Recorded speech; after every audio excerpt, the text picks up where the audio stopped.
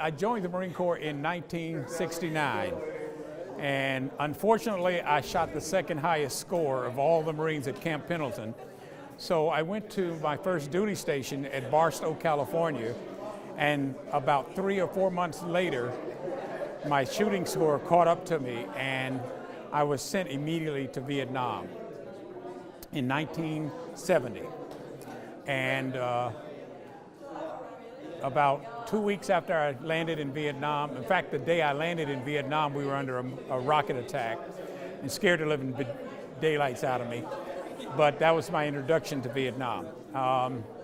I remember being so afraid that I prayed that, God, please don't let me die over here or miss a leg or an arm, because I've seen so much of that.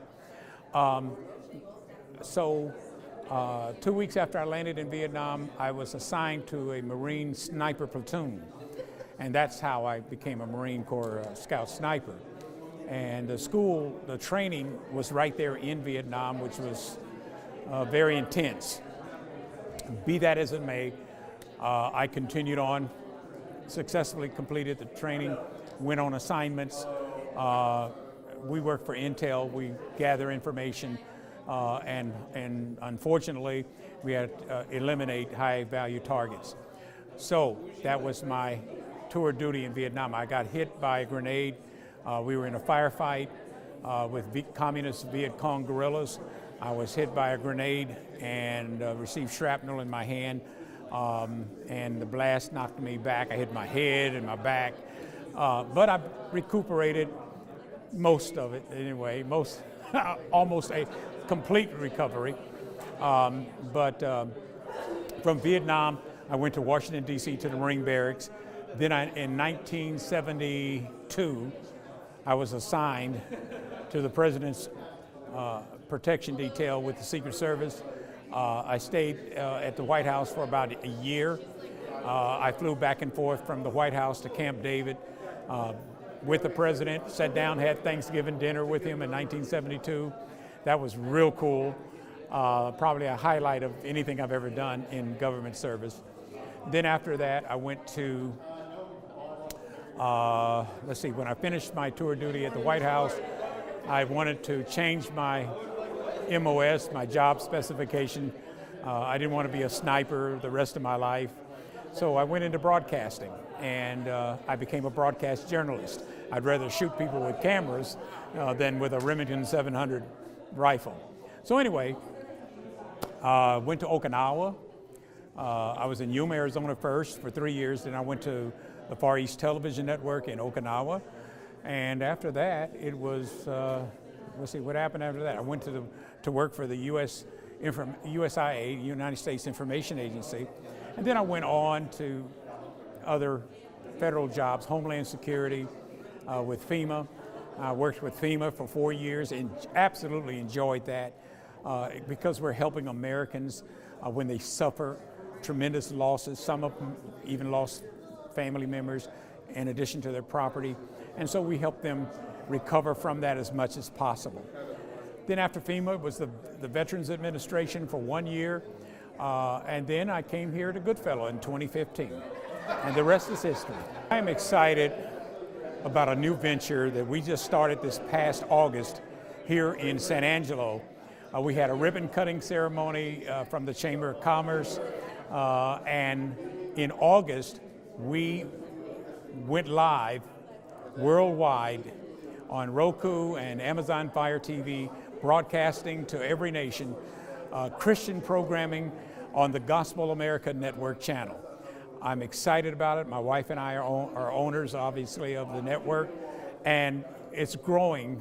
And it's a platform, an affordable platform for pastors and ministers and nonprofit organizations to broadcast what they do around the world and right here at home.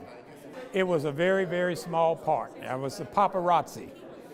And my job was to say, right over here, click, click, click. And that's all I did. But as a background actor, I've been in Night at the Museum 3. I was in, oh goodness, Person of Interest on CBS. Nurse Jackie on Showtime. I can't remember all of them, but yeah, had a great run. Well, If I had to do it all over again, there's certain things I would have changed. But I was gone often. Being in the military, I was gone. My children were small during that time, and my oldest daughter was born in Arizona, and my son was almost born in Japan. He missed it by 2 days.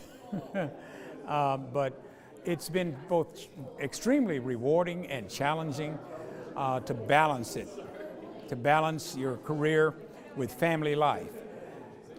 The one thing I want to stress, there's more important than the dollar sign is family. More important than the dollar sign is service to our nation and to do something that's bigger and greater than you'll ever be. And that's how I look at it. So I spent a lot of time with my children.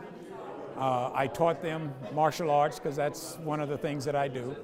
And my oldest daughter got so good at it, she had me pinned up against the wall. I couldn't get out. So I knew then, I went, okay, you're done. You have done well. I'm going to continue to now run the Gospel America Network full-time. I'll be doing a lot of traveling as we produce shows, as we meet with new clients, as we market the station. It's going to take a lot of legwork. So I'll spend a lot of time doing that, and also I'll continue serving in full-time ministry as the senior pastor at the Eagles Wings International Ministries. We're located at 718 West Avenue Y here in San Angelo. And put a plug in if anybody's looking for a church where there's a lot of love and just get the Word of God, hey, come on out and hang with us. Well, as you know, video back in the early days was very stagnant and rough. But see, technology has changed. You've got to keep up with technology. In this business, this is a technological business. So if you don't stay abreast of it, and I'll give you an example of that. I was about to put my network on a satellite channel. Well, satellite is extremely expensive, and it's starting to fade out like the way it went. It's going the way of the dinosaur. So the new technology is streaming. Everybody's streaming, Netflix, YouTube, everybody. So why not me? So I got a hold of some engineers out of Fort Worth, Texas. They built the platform, they helped me out, and we launched the network in August. So technology is absolutely awesome.